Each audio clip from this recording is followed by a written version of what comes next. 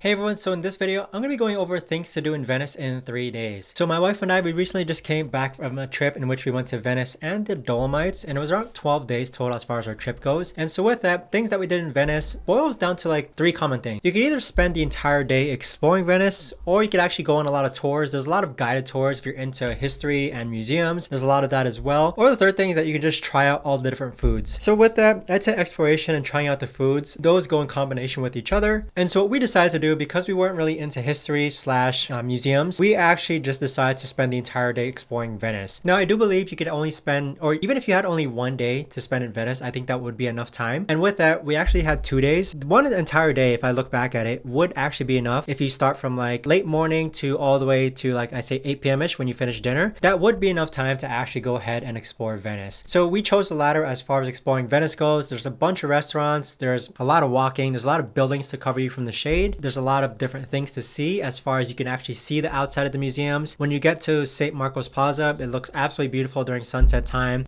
There's a lot of even like not necessarily snack places, but rather dessert places giving out free chocolate, a lot of gelato places as well. So we actually chose to again explore the city of Venice, and that pretty much occupied the entire day. Now, as far as like spending an entire 3 days in Venice goes, maybe 1 day you can do for exploration, another day you can do for like guided tours, but honestly I think 2 days max is what I would spend going to Venice. Now, some may argue maybe I don't know enough about Venice to actually spend all this time there, but from someone who, you know, is a foreigner to Venice and actually went there, having an entire day for exploration and having an entire day if you are interested in museums and such and guided tours might suffice just enough. So with that being said, these are the things that we did in Venice, and if you are planning a trip to the Dolomites, for example, which is about 3 hours from Venice, you may want to check out this video next. This is my ultimate guide or travel guide to going to the Dolomites.